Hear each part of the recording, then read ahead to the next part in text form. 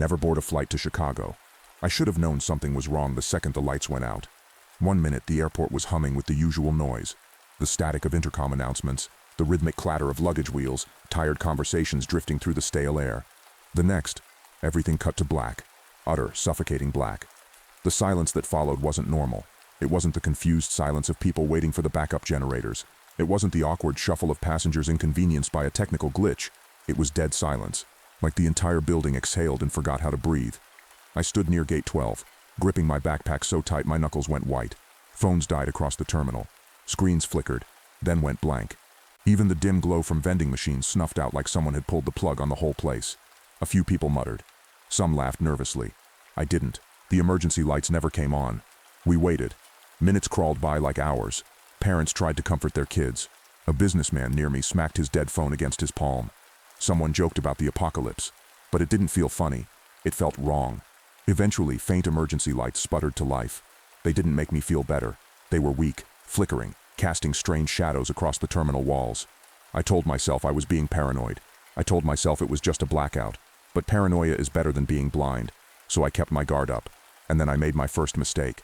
The pressure in my bladder had been building for a while. I held it as long as I could, but with the lights back on, sort of. I decided to risk it. The bathroom was down a side hallway, away from the crowd. As I approached, I noticed how quiet it was down there. The hum of voices and footsteps from the main terminal faded away. The men's room door creaked as I pushed it open. Dim yellow light buzzed overhead. The air inside was stale and cold. The tiles were grimy. The mirror above the sink cracked. A puddle of dark water seeped along the floor. I should have walked away. Instead, I stepped inside. The door slammed shut behind me, hard like it was yanked closed by something on the other side. Before I could react, pain exploded in my hand. Something heavy smashed down across my fingers, pinning them to the edge of the sink with a sickening crunch. I screamed, yanking my hand back. 3 of my fingers bent at impossible angles. Blood welled up around my nails. I staggered back, cradling my injured hand, heart thundering in my chest. And then I saw it. A shadow in the corner of the room, impossibly tall, limbs too long, head tilted unnaturally to the side. Its outline was off, wrong angles, stretched proportions. No face that I could see, just darkness where its head should have been. It didn't move. Neither did I. Cold dread knotted in my gut.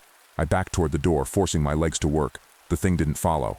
I slammed back into the terminal, eyes wide, breathing ragged. My hand throbbed with pain, blood trickling down my wrist. But I was alive. For now. That's when the screens flickered back to life. I expected flight schedules, delays, apologies from the airline. Instead, every screen, departure boards, kiosks, even the tiny monitors by the gates, glowed with the same blood-red text. Do not enter the washrooms.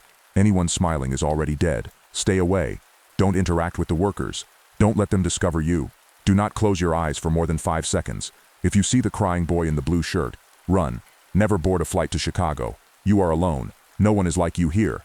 At first I thought it was a prank, some hacker screwing with the airport systems. But as I looked around, the bottom dropped out of my stomach. The people weren't right. Their smiles stretched too wide, unnaturally wide, flesh pulled tight over bone. Their mouths looked ready to split open. Their eyes were glassy, distant, empty, and their heads tilted side to side, back and forth, slow, unblinking, repetitive, like metronomes keeping a twisted rhythm. I stood frozen, watching them. A woman with a baby stroller drifted past me. The baby was smiling too, the same grotesque grin, lips pulled ear to ear, head tilting rhythmically like everyone else. A businessman near the windows grinned wider and wider, his neck bending at an impossible angle as his head swayed side to side. It wasn't natural, it wasn't human, and no one else seemed to notice.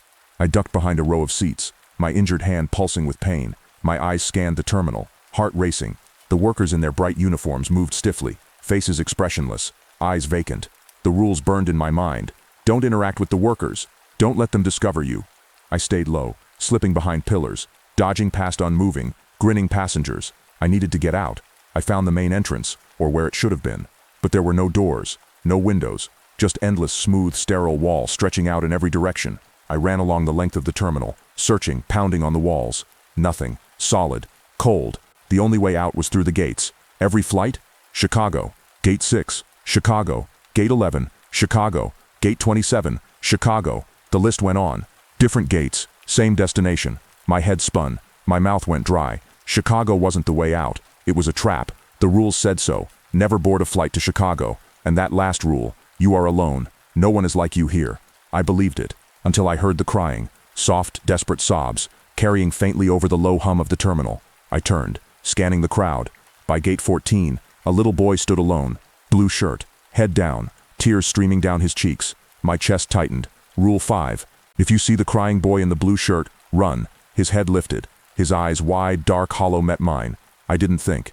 I ran, pushing past the grinning passengers, past the gliding workers, deeper into the endless terminal. I didn't stop. My lungs burned. My legs ached. But I kept going, because now I knew this place wasn't broken. It wasn't malfunctioning. It was hunting. And the only thing worse than the monsters was the thought that I might be trapped here forever. The lights flickered. The terminal stretched on. The walls closed in. And the boy's cries still echoed behind me. I kept running. The terminal stretched on endlessly, impossibly. My lungs burned. My injured hand throbbed. But I couldn't stop. Gate numbers flashed by. Higher, climbing beyond reason. Gate 47. Gate 63. Gate 82.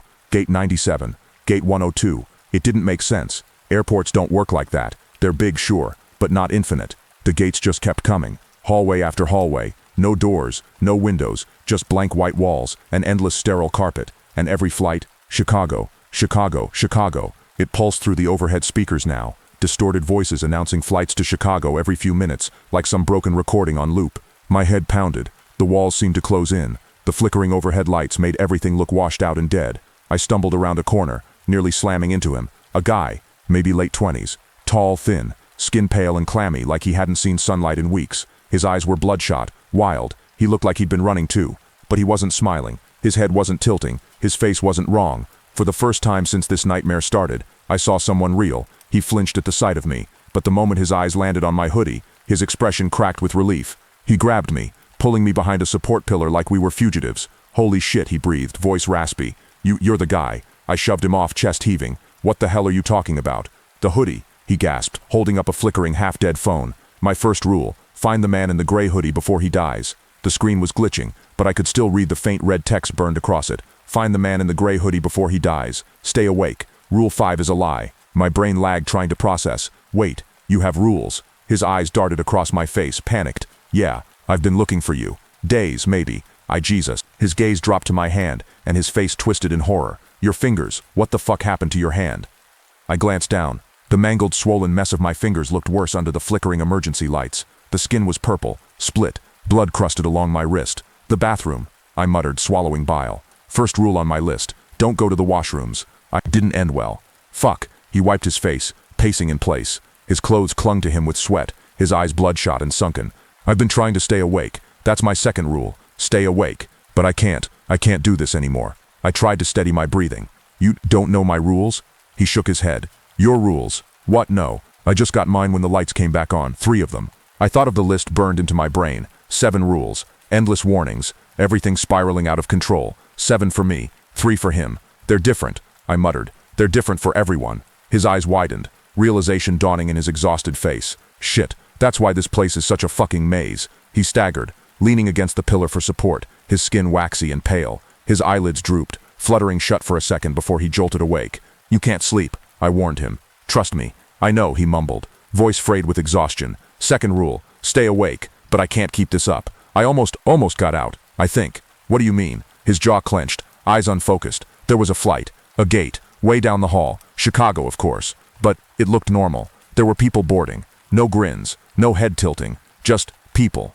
My stomach twisted. You almost boarded. He nodded slowly. I got to the door, handed them my ticket. But right before I stepped onto the jet bridge, I looked back. He paused, shivering. What did you see? I asked. His voice dropped to a whisper. They weren't real. The people, their skin, it was peeling. Their eyes were wrong, hollow, but they were smiling.